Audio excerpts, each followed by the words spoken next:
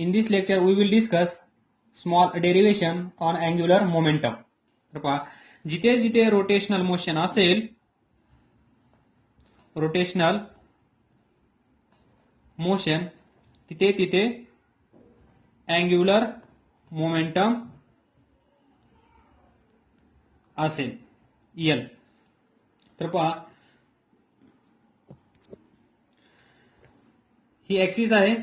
या ऍक्सिसच्या about he body फिरत आहे विथ अँग्युलर व्हेलॉसिटी ओमेगा.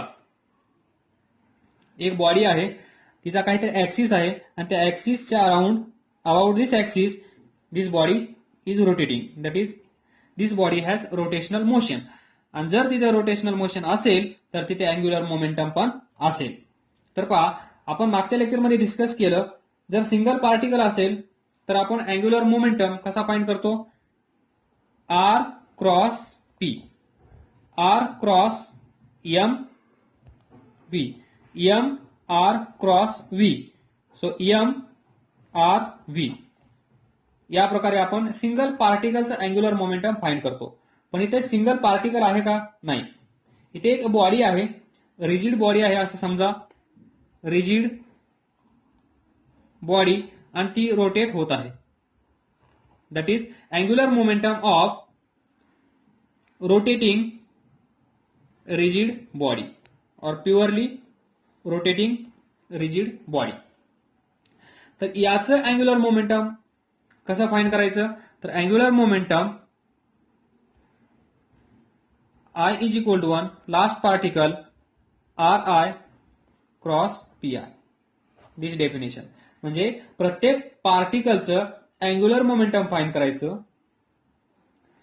सर्व पार्टिकलचं अँग्युलर मोमेंटम ऍड करायचं. That is vector sum. हे आपण मागच्या लेक्चरमध्ये पाहिलं. तर पहा, ही बॉडी आहे, या बॉडीचे आपण सॅम्पल पॉइंट्स कन्सिडर करूया. इथे एक पार्टिकल घेतला, इथे एक पार्टिकल घेतला, इथे एक पार्टिकल घेतला. याचं मास m1, याचं मास m2, याचं मास m3 आणि याचं मास mn. शेवटचा पार्टिकल. असे हजारो, लाखो, करोडो पार्टिकल्स असतील. त्यापैकी आपण फक्त आणि फक्त 4च पार्टिकल घेतले आहेत. तर याचं बा रेडियस ऑफ रोटेशन, ज्यावेळेस हा पार्टिकल या ऍक्सिसच्या अबाउट फिरत असेल, ही ऍक्सिस, हा पार्टिकल सर्क्युलर मोशन करेल, हा पार्टिकल पण सर्क्युलर मोशन करेल, हा पार्टिकल पण सर्क्युलर मोशन करेल, हा पार्टिकल पण सर्क्युलर मोशन करेल. हे आपण रोटेशनल मोशनच्या पहिल्या किंवा दुसऱ्या लेक्चरमध्ये पाहिलं आहे. In rotational motion each and every particle of body perform circular motion, or we can say uniform circular motion. तर पहा, हा पहिला पार्टिकल ऍक्सिस पासून R1, दुसरा R2, R3, Rn. तर पहा, या पार्टिकलची लिनियर स्पीड काहीतरी असेल. म्हणजे पहा, एक पार्टिकल इथे ड्रॉ करतो, ही ऍक्सिस, हा पार्टिकल m1, तर हा काय करत असेल इथे? Circular motion. ही त्याची असेल रेडियस R1. इथे काय असेल? Direction of velocity v1. तर ती किती असेल? v1 इज इक्वल टू, जर याचा स्पीड अँग्युलर स्पीड ओमेगा असेल तर, आणि रोटेशनल मोशन मध्ये अँग्युलर स्पीड कसा असतो? Angular velocity is same for all particles. कारण बॉडी एकच आहे, बॉडीची अँग्युलर व्हेलॉसिटी एकच आहे, तर सर्व पार्टिकलची अँग्युलर व्हेलॉसिटी सेमच असेल, अँग्युलर व्हेलॉसिटी चेंज होणार नाही. तर पहा, v is equal to R omega, हे तुम्हाला माहित आहे. v म्हणजे पहिला पार्टिकल, तर v1. r म्हणजे पहिला पार्टिकल r1. याची अँग्युलर व्हेलॉसिटी सेम असल्यामुळे omega. Now next, second particle. This axis m2, हा अशी सर्क्युलर मोशन करेल. तर इथे असेल v2, r2, angular velocity omega. तर या पार्टिकलचा स्पीड म्हणजे पार्टिकलची व्हेलॉसिटी, लिनियर व्हेलॉसिटी, याला आपण कोणती म्हणतो? Linear velocity. याची किती असेल? v2 is equal to r2 omega. म्हणजेच पहा v1 r1 omega, v2 r2 omega.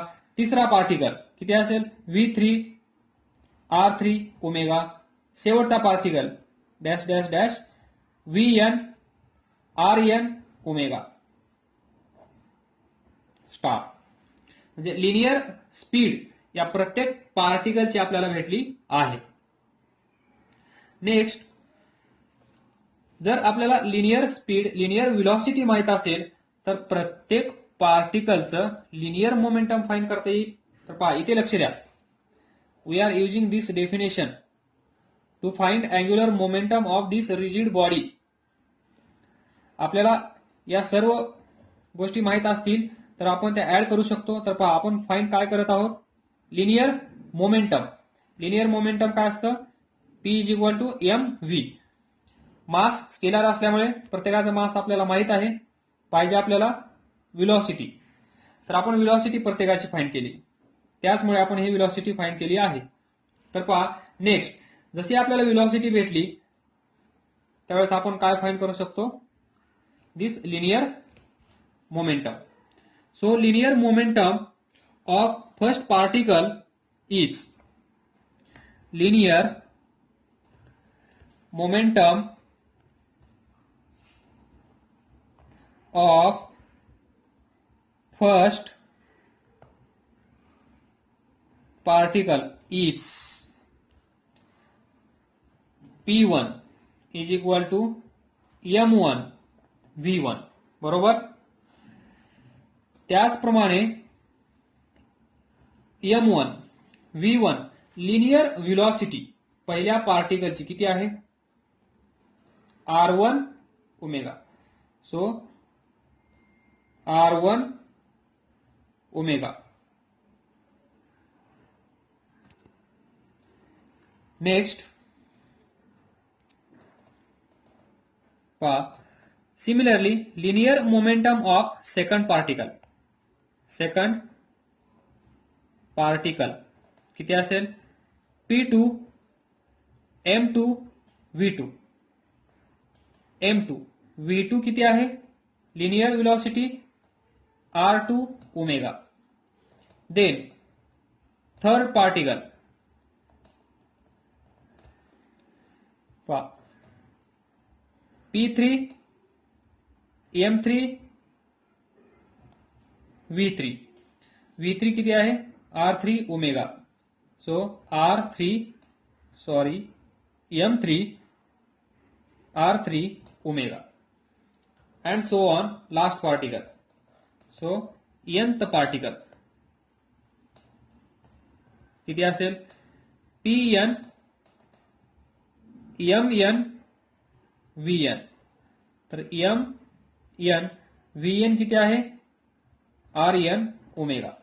तर पहा दिस 4 इक्वेशन्स. हे काय आहे? Linear momentum of all particles. Now इथे पाहता L is equal to R cross M V bar. आपल्याला काय काय भेटलं आहे? दिस P बार प्रत्येकाचं आपण फाइंड केलं. प्रत्येकाची पोझिशन वेक्टर माहित आहे आपल्याला.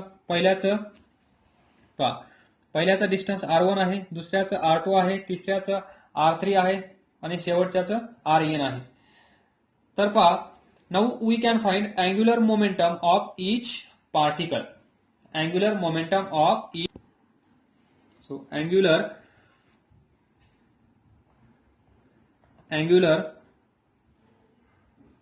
मोमेंटम ऑफ फर्स्ट पार्टिकल किती असेल? L1 इज इक्वल टू काय असतं? R cross P bar. तर पी बार किती आहे पहिल्याचं म्हणजेच R1 P1. तर पहा किती आहे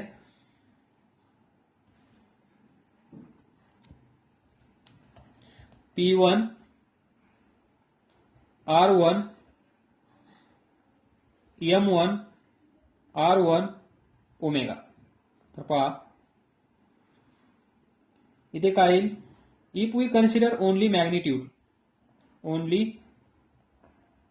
magnitude then L1 comes M1 R1 square omega. This is angular momentum of first particle.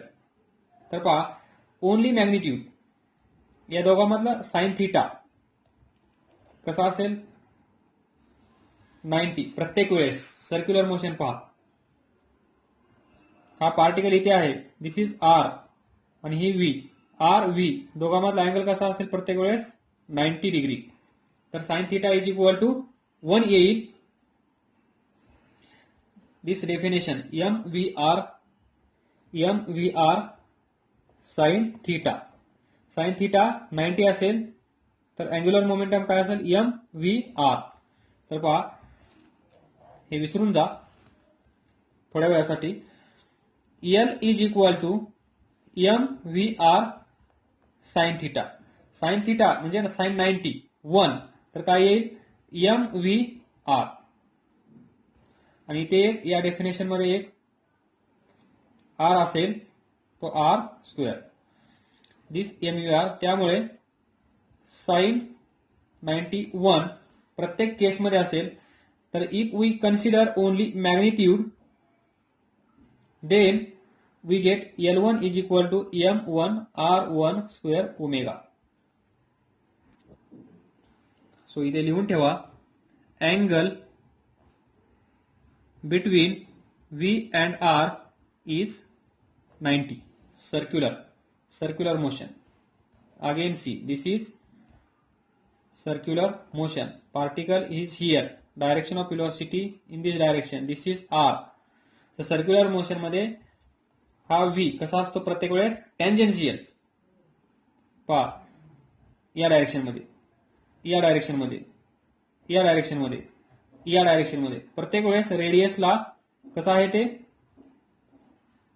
90 degree. त्यामुळे साइन 91 येईल आणि मॅग्निट्यूड काय येईल R1 स्क्वेअर M1 आणि हा ओमेगा. तर similarly for second particle L2 is equal to M2 R2 square omega. For third particle L3 is equal to M3 R3 square omega. And last for nth particle शेवटचा particle काय असेल Ln is equal to Mn Rn square omega. एवढा portion angular momentum of all particles.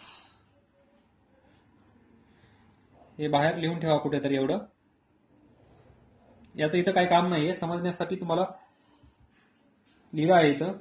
Derivation मध्ये याचं काय काम नाहीये. तर पहा now we know that see this definition total angular momentum प्रत्येक पार्टिकलचं आपण फाइंड केलं. तर आता राहिलं काय फक्त addition of all this angular momentum.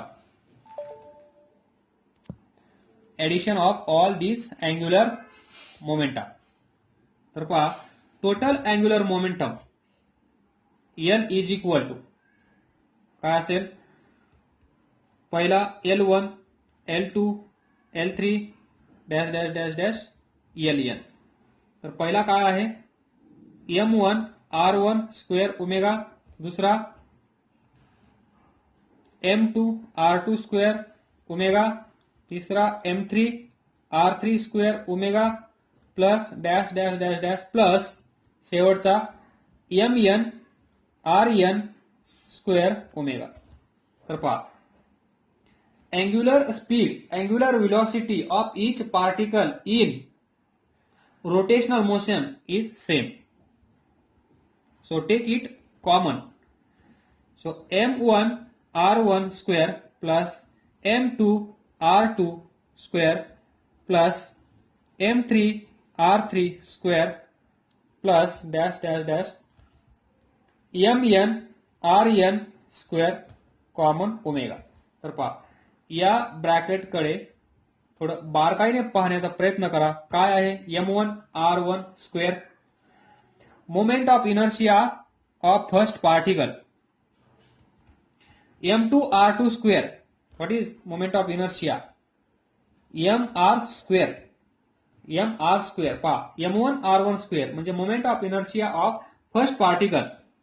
m2 r2 square moment of inertia of second particle. m3 r3 square moment of inertia of third particle. mn rn square moment of inertia of last particle. तर पहा where I is equal to m1 r1 square, m2 r2 square, m3 r3 square dash dash dash dash mn rn square. This is moment of inertia, total moment of inertia. पहिल्या पार्टिकलचा moment of inertia, दुसऱ्या पार्टिकलचा moment of inertia, तिसऱ्या पार्टिकलचा moment of inertia, शेवटच्या पार्टिकलचा moment of inertia. सर्वांचं addition केलं तर आपल्याला काय भेटेल, total moment of inertia of body. तर यालाच काय लिहू शकतो आपण इथे, is moment of inertia of body about given axis. moment of inertia of body about given axis. तर पहा वी विल कंटिन्यू. पेज संपलं होतं. तर हे इक्वेशन आपल्याला भेटलं आहे. त्या इक्वेशन मध्ये हा ब्रॅकेट म्हणजे काय आहे, दिस, आणि this is sum of moment of